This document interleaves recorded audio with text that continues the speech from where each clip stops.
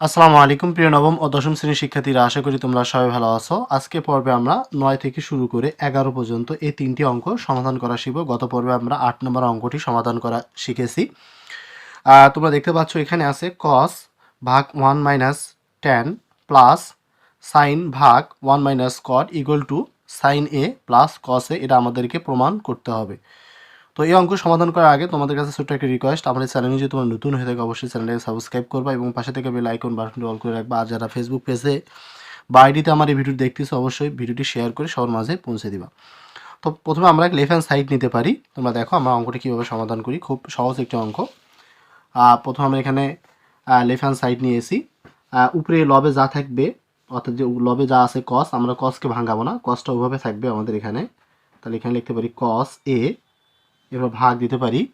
আমরা এই ট্যানকে ভাঙাবো, এখানে আমরা যদি 1 দেই মাইনাস ট্যান সমান সমান আমরা লিখতে পারি সাইন এ ভাগ কস এ। ঠিক আছে, এরপর আমরা এখানে প্লাস দিয়ে দিলাম, উপরে সাইন যা আছে তাই থাকবে, লবে আমরা ভাগ দেব, এখানে 1 মাইনাস আমরা কটকে ভাঙাবো, আমরা জানি কট সমান সমান কস এ ভাগ সাইন এ। এখন আমরা উপরে লবে কস আছে, আমরা কস লিখব।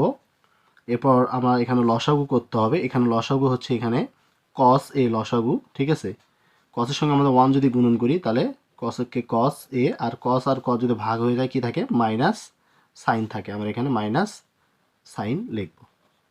এরপর এখানে আমরা প্লাস দেব, উপরে সাইন যা আছে তাই থাকবে। ওকে, আবার আমরা লসাগু নেব এখানে সাইনে। তো সাইনের সঙ্গে যদি আমরা 1 গুণন করি তাহলে এখানে সাইনকে সাইন, এরপর মাইনাস সাইন সাইন মিলা যায় কি থাকে, কস এ। তো আশা করি তোমরা এইটুকু বুঝতে পারছো।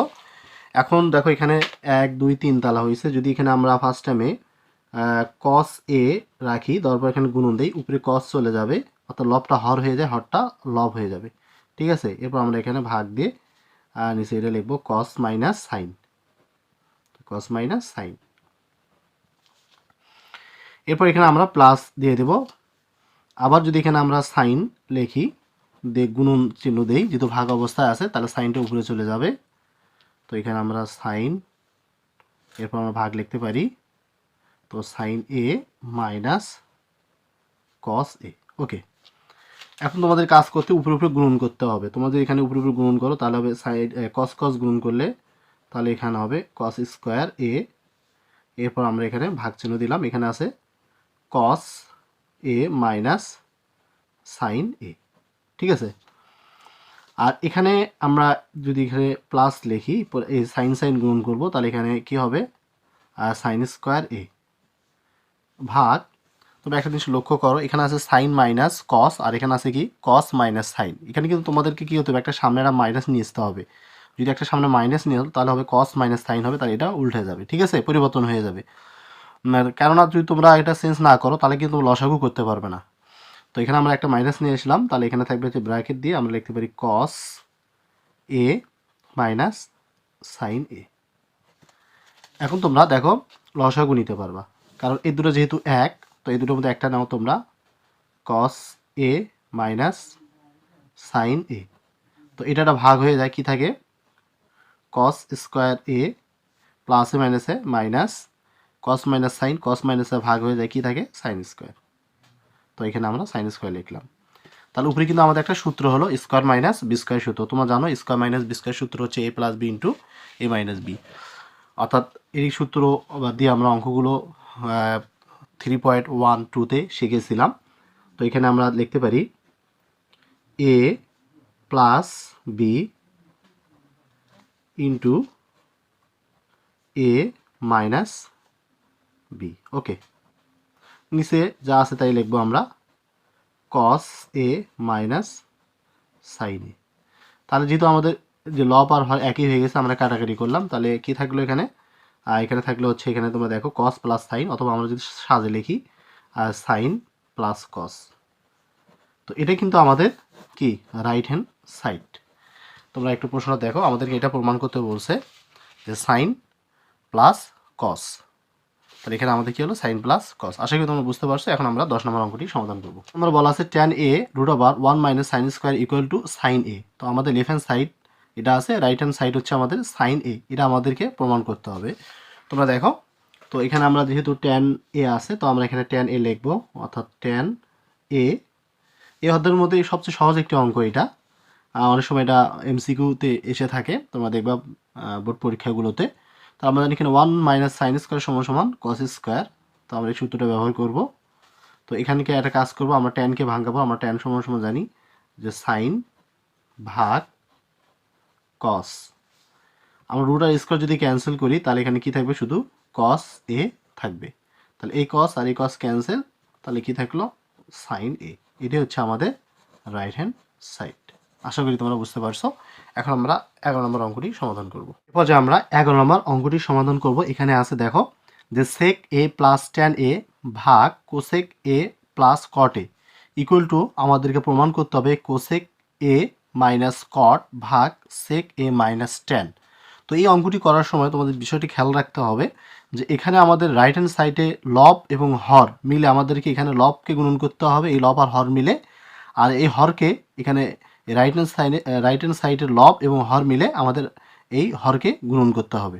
আশা করি তোমরা বিষয়টা বুঝতে পারছো। দেখো অঙ্কটা আমরা কিভাবে সমাধান করি। এখানে আমরা লেফট হ্যান্ড সাইডে নিয়েছি sec a plus tan a ভাগ cosec a plus cot a। তো এখানে যদি আমরা এখানে একটা ভাগ চিহ্ন দেব, ওকে। তাহলে প্রথমে এখানে যা আছে তাই লিখবো। তাহলে এখানে লিখতে পারি এখানে sec a plus tan a, ওকে।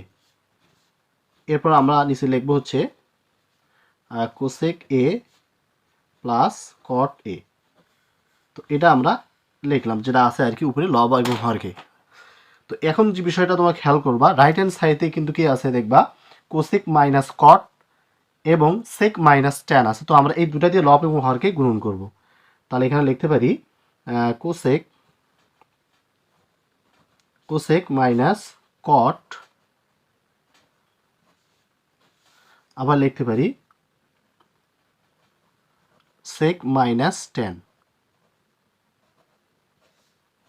এটা কিন্তু লব এবং হরে এটা আছে, দেখবা তোমরা লবে এখানে এটা আছে cosec মাইনাস cot এবং হরে আছে sec মাইনাস tan, অর্থাৎ রাইট হ্যান্ড সাইডে। ওইটা দ্বারা আমরা কি করলাম, লব এবং হরকে গুণন করে দিলাম। নিচু সেম একইভাবে আমরা কাজটা করব, এটা দ্বারা নিচেও গুণন করব। তাই এখানে cosec a minus cot a, এরপর লিখতে পারি sec a minus tan a, আমরা ব্র্যাকেট দিয়ে দিলাম। এখন একটা বিষয় লক্ষ্য করো, আমরা যদি sec কে a কল্পনা করি, tan কে b কল্পনা করি, এখানে আমাদের একটা সূত্র রয়েছে, অর্থাৎ a plus b into a minus b। এই দেখো এখানে sec প্লাস tan, এখানে sec মাইনাস tan। তাহলে এটা আমাদের একটা সূত্র হয়েছে এটা। তা আমরা লিখতে পারি এখানে sec square a minus tan square a, ওকে। আমরা এখানে ব্র্যাকেট দিয়ে দিলাম। আর উপরে কি থাকলো, cosec a minus cot a। তো এখানে আমরা ব্র্যাকেট দিয়ে দিলাম, আবার ভাগ চিহ্ন দিলাম। এখানে দেখো কোসেককে আমি এ ধরলাম, আবার কটকে বি ধরলাম। তাহলে এখানে এ প্লাস বি ইন্টু এ মাইনাস বি। তাহলে এ প্লাস বি ইন্টু, এখানে আমাদের স্কোয়ার মাইনাস বি স্কোয়ার সূত্র রয়েছে। তাহলে আমরা এখানে লিখতে পারি কোসেক স্কোয়ার এ মাইনাস কট স্কোয়ার এ, ব্র্যাকেট দিলাম। এখানে কি থাকলো, সেক এ মাইনাস ট্যান এ। তো আমরা এটা ব্র্যাকেট দিয়ে দিলাম। তোমরা জানো যে sec square minus tan square সমান 1। আমরা এখানে গুণন দেব, উপরে থাকলো কি কোসেক এ মাইনাস কট এ। আবার আমরা ভাগ দিলাম। আমরা জানি cosec square minus cot square সমান 1। এখানে গুণন দিয়ে আমরা লিখবো হচ্ছে সেক এ মাইনাস ট্যান এ। তাহলে এখানে 1 যেহেতু গুণন যদি করে দিই উপরে, তাহলে থাকলো আমাদের এখানে উপরে কোসেক এ মাইনাস কট এ। এরপর আমরা ভাগ দেব সেক এ মাইনাস ট্যান এ। এটাই কিন্তু আমাদের রাইট হ্যান্ড সাইড। এটা আমাদের কি করছে, প্রমাণ করতে বলছে। তো আমরা আজকে পর্বে আমরা 9 থেকে 10 পর্যন্ত প্রমাণ করে দিলাম। দেখো এখানে আছে cosec minus cot sec minus tan, উপরে আছে cosec minus cot sec minus tan. তো এটা আমাদের রাইট হ্যান্ড সাইড। তো আশা করি তোমরা বুঝতে পারছো। আজকে এই পর্যন্ত। পরবর্তীতে আমরা অবশ্যই 12 থেকে শুরু করে 15 পর্যন্ত অঙ্কগুলো সমাধান করা শিখব। তো এই পর্যন্ত সবাই ভালো থাকো, সুস্থ থাকো, আল্লাহ হাফিজ।